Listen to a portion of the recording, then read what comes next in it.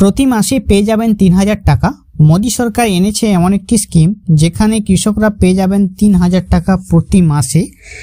কৃষকদের প্রবীণ বয়সের কথা মাথায় রেখে মোদী সরকার নিয়ে এসেছে নতুন একটি স্কিম। এই স্কিমের মাধ্যমে প্রবীণ কৃষকরা পাবেন প্রতি মাসে ৩০০০ টাকা করে পেনশন। হ্যাঁ, ঠিকই শুনছেন, ৩০০০ টাকা করে পেনশন কিন্তু পেয়ে যাবেন প্রতিটি কৃষক। এবং আপনারা কিভাবে এই প্রকল্পের সুবিধা নেবেন, কোথা থেকে আবেদন করবেন, সমস্ত বিষয় নিয়ে আজকের ভিডিওতে জানিয়ে দেবো। বেঙ্গল সার্চ ইউটিউব চ্যানেলে আপনাদের সকলকে স্বাগত জানাই। এখনও অবধি যারা চ্যানেলটিকে সাবস্ক্রাইব করেন তারা অবশ্যই চ্যানেলটিকে সাবস্ক্রাইব করে রাখবেন।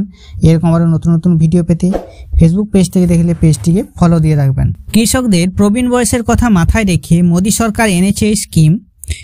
এর মাধ্যমে প্রবীণ কৃষকরা পাবেন ৩০০০ টাকা করে পেনশন। কারা পাবেন এই টাকা, কি কি সুবিধা রয়েছে, চলুন জেনে নেওয়া যাক। 2019 সালে কেন্দ্রীয় সরকার প্রধানমন্ত্রী কিষাণ মানধন যোজনা নিয়ে আসে।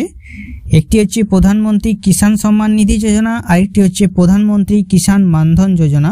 ক্ষুদ্র ও প্রান্তিক কৃষকদের জন্য বার্ধক্য সুরক্ষা এবং সামাজিক নিরাপত্তা প্রদানের লক্ষ্যে এই প্রকল্প শুরু করা হয়।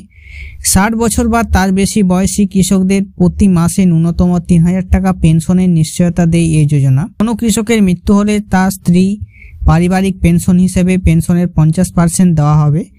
এই পেনশন স্কিমটি 18 থেকে 40 বছর বয়সী ব্যক্তিদের জন্য প্রযোজ্য। অর্থাৎ যদি কোনো কৃষক আছেন তার বয়স হচ্ছে 18 থেকে 40 বছরের মধ্যে, তিনি কিন্তু এই যোজনার সুবিধা লাভ করতে পারেন। এবং এই যোজনার সুবিধা লাভের জন্য তিনি 60 বছর বয়স হলেই পেয়ে যাবেন প্রতি মাসে ৩০০০ টাকা করে পেনশন। এবং যদি কৃষকের মৃত্যু হয় সেক্ষেত্রে তার স্ত্রী কিন্তু পারিবারিকভাবে পেনশনটি পেয়ে যাবেন এবং সেই পেনশন হিসেবে পেনশনের 50% দেওয়া হবে তার পরিবারকে। এই পেনশন স্কিমটি যেটা বলা হলো সেটা হচ্ছে 18 থেকে 40 বছর বয়সের মধ্যে। 18 থেকে 40 বছর বয়সের মধ্যে হলে আপনি এই পেনশন স্কিমের মধ্যে আবেদন করতে পারবেন। এটা হচ্ছে ক্ষুদ্র এবং মাঝারি কৃষকদের জন্য। এই স্কিম, এই প্রকল্পের সুবিধা নিতে যোগ্য কৃষকদের একটি পেনশন তহবিলে সাবস্ক্রাইব করতে হবে। সেই ক্ষেত্রে মাঝ বয়স অর্থাৎ 29 বছর বয়সে প্রতি মাসে 100 টাকা করে রাখতে হবে কৃষকদের। কেন্দ্রীয় সরকার এই টাকা জীবন বীমা কর্পোরেশন দ্বারা পরিচালিত একটি পেনশন তহবিলে জমা করে। বর্তমানে 19,47,588 জন কৃষক প্রধানমন্ত্রী কিষাণ মানধন যোজনায় নাম লিখিয়েছেন। 29 বছর বয়স হলেই প্রতি মাসে 100 টাকা করে জমা রাখতে হবে কৃষকদের।